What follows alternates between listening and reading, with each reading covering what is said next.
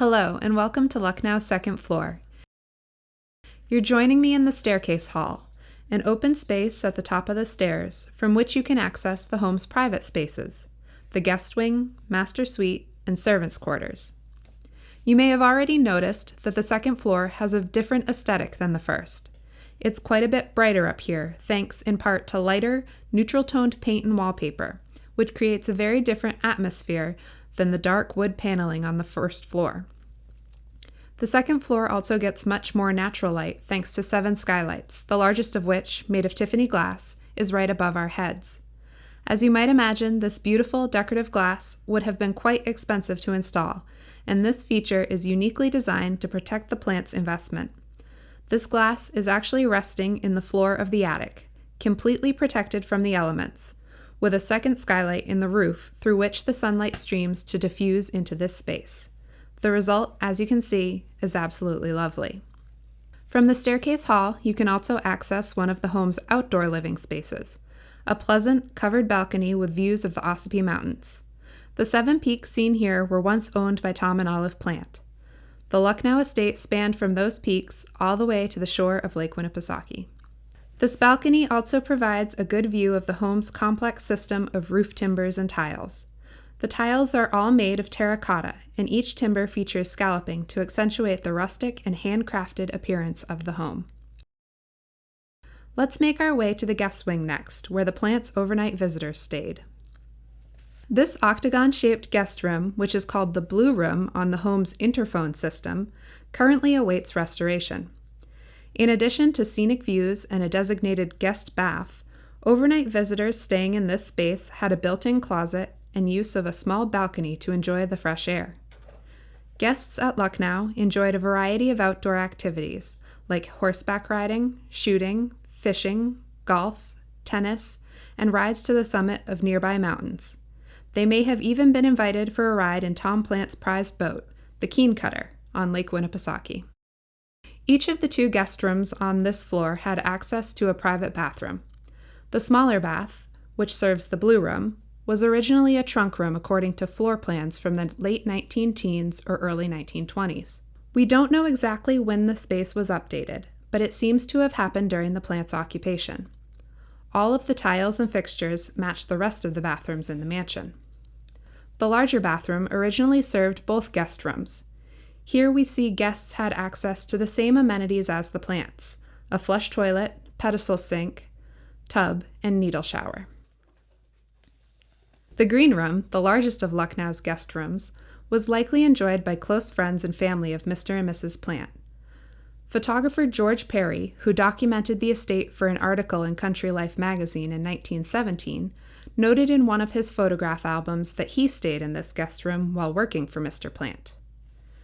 During the restoration of this room, we did not find any evidence of the original wallpaper, but we did find traces of green paint, which we were able to match.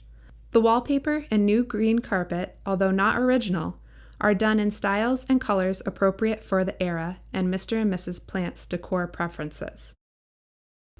This unusual little room was called the attendance room.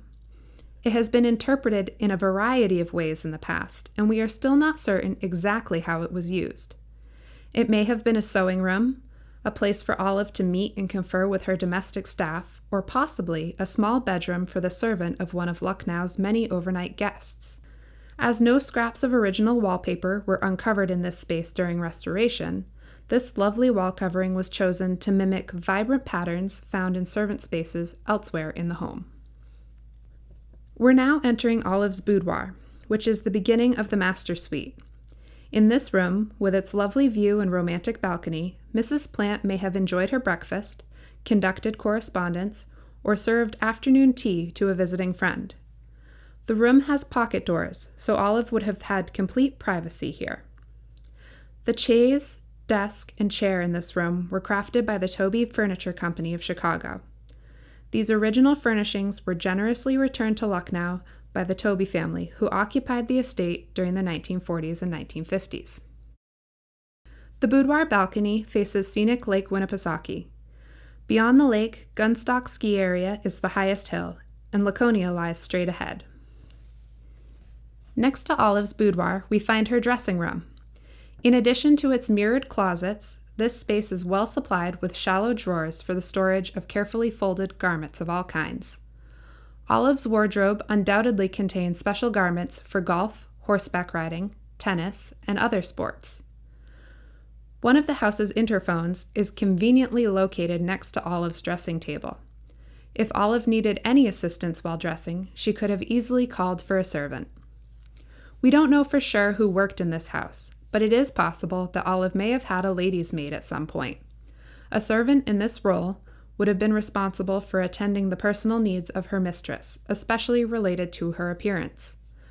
A lady's maid might assist with clothing, hairdressing, and applying makeup, but may also be expected to mend garments, draw baths, or bring her mistress breakfast in her boudoir or bedroom. As we continue through the master suite, we reach the owner's bedroom, which was shared by Tom and Olive Plant. The wallpaper in this room is a reproduction of the original, scraps of which were found behind the interphone on the wall. The gray trim paint also mimics a sample of the original found on radiator panels. Although there are no known photographs of this room during the Plant's occupancy, the carpet, curtains, and linens mimic popular decorative choices of the period. This room originally had a small balcony facing the lake, which was likely destroyed during 2 hurricanes in the 1930s. As part of ongoing restoration work, a preservation crew will recreate the balcony using historic photographs. Located across the hall from the master bedroom and adjacent to the master bath, the owner's dressing room consists of a long hallway of closets. At the end of the hallway, you will find a set of pull-up rings belonging to Tom Plant, who was known to be a fitness enthusiast from a young age. This bathroom, which is part of the master suite, is fitted with 2 toilets in individual private rooms, 2 sinks, a deep tub, and a needle shower. The enclosed tub base and tile floor and walls seen here epitomize the early 20th century sanitary bathroom ideal. 2 of the second-floor bathrooms and the first-floor guest bedroom have needle showers like this one. In addition to having a shower head, each of the semicircular bars was punctured with small holes through which water would spray. The needle shower was intended to provide a massage for the internal organs and was not recommended for a woman's use at the turn of the 20th century, due to a woman's delicate constitution. By the mid-teens and 1920s, however, this way of thinking was on the decline, and companies like J.L. Mott, who manufactured Lucknow's plumbing fixtures, were actively advertising all of their shower fixtures to women. Water from a spring-fed reservoir on a neighboring mountain was brought into the house through lead pipes to serve the plumbing system. The resulting water pressure may have reached 70 pounds. This meant that a needle shower would have been particularly invigorating. Just across the hall from the master suite, we enter a simple corridor which leads from the head of the back stairs to 2 bedrooms and a bathroom once occupied by housemaids. Based on the sizes of the rooms, it's likely that 3 women would have shared this space, 1 in a private room and 2 sharing the other, larger room. With their large windows and views of the lake and mountains, these rooms are much more pleasant than the stuffy attic chambers provided for servants in many similar houses at the time. Sections of the blue and white wallpaper in the corridor, which depicts pine boughs, are original and now over 100 years old. As part of ongoing restoration work, badly damaged sections of this wallpaper were replaced with digital reproductions. The best preserved areas were kept intact for comparison. Our tour ends where we began, in the staircase hall. You may have noticed several lovely works of art as we toured the second floor. The pieces we have on display up here today were not owned by Tom and Olive Plant, but rather were recent donations to the Castle Preservation Society. We do, however, have a large portrait of Tom Plant himself. This is a digital reproduction of the original oil painting that once hung here. That portrait is owned today by the Plant Memorial Home, the elderly care facility Tom built and endowed in honor of his parents in his hometown of Bath, Maine. If you have any questions or would like to know more about something you saw on this tour, just look for one of our knowledgeable guides. They're always happy to answer. Thank you for joining me on this armchair tour of the second floor and for visiting us here at Castle in the Clouds.